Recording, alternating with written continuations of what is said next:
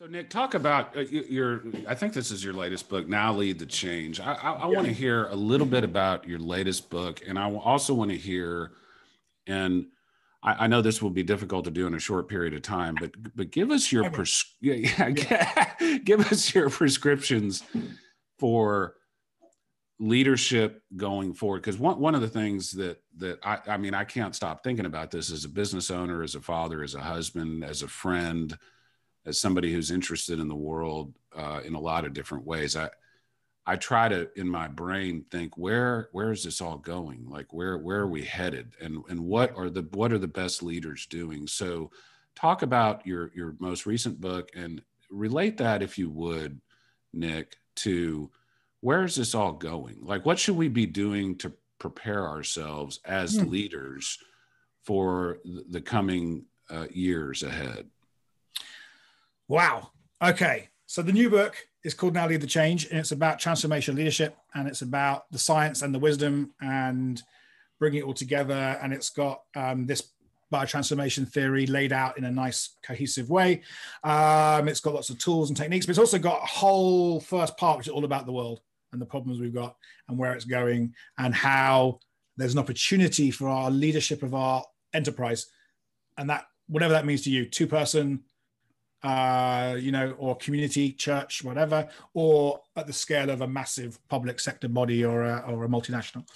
How can I use my leadership of this enterprise to solve some major problem worth solving in the world? Meaningful problem, not a bullshit problem, excuse my French, about how do I, help rich people park better in San Francisco? A meaningful problem. How do I use this kind of enterprise to solve meaningful problems? Yes, make some cash, etc. And so the book then ends with a kind of look at regenerative capitalism and what that could look like. Some of the things to think about, some of the tools are already out there, some of the facets, the ingredients of a regenerative business, because no one can give you your ingredients, right? You have to live into your own recipe, but there are ingredients, there are good bits of things. And in the middle of the book, it's all about the individual, about myself, about my inner game, my inner consciousness, and how can you think about the world in a clearer, more wise way, really looking about not just wisdom, but what we call now embodied wisdom. Wisdom that's moved down from good thought in meditation or good philosophy. I really believe in that, to I live that, the walking the talk of the wisdom.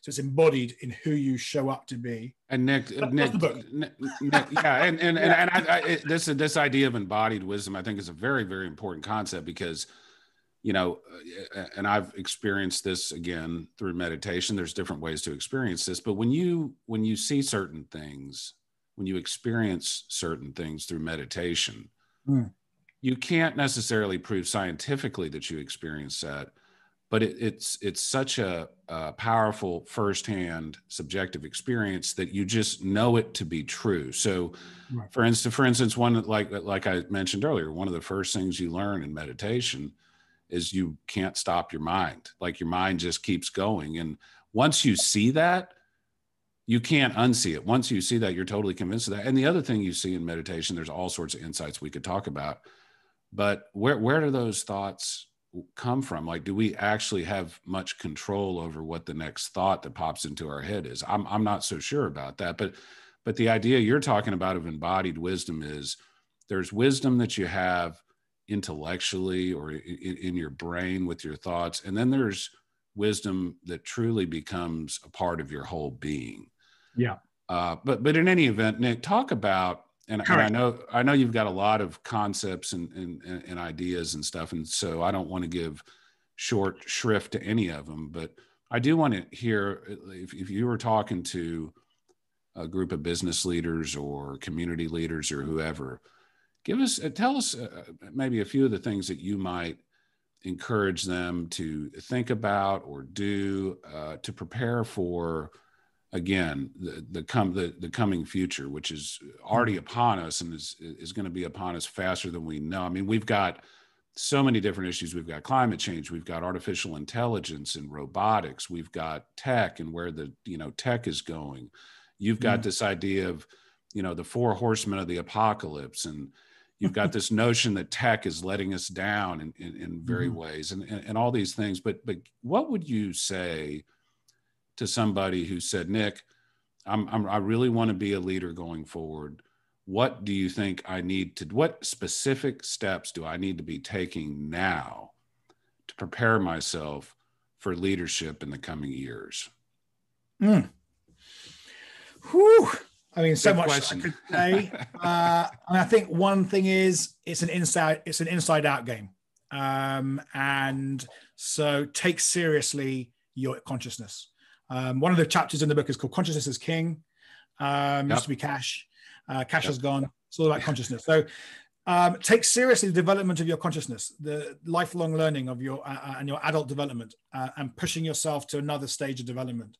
And in the book, I actually lay out some stages. So where, if you are really good at project management, or getting boards to make decisions and put some money into some stuff, whatever, there's probably a whole lot of stuff, probably more in the embodied wisdom area, which, because it just hasn't been something you develop that much, or hasn't been asked from you, for you to develop and go. So take seriously that development, because you're going to need this other dimension of leadership that isn't just cognitive behavioral genius. You're going to need this wisdom in the times ahead. And the thing is, it's not cheap. You can't just buy it.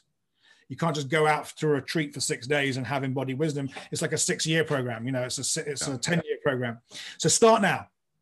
It doesn't matter what age you are. Start now. Buy some interesting books. Follow your wisdom breadcrumbs. Follow what sounds. We've both given a few in this podcast. Some jumping off points. Sufism, Kabbalah, Buddhism. Just go off and do some stuff. Go look online. There are so many free things, right? Yoga classes, meditation classes, ecstatic dance classes, whatever. Again, jumping off points.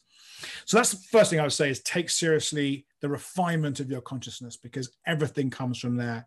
I love the way I wrote down what you said. Your inner experience dictates your own work, but also everyone else's, particularly if you're a boss.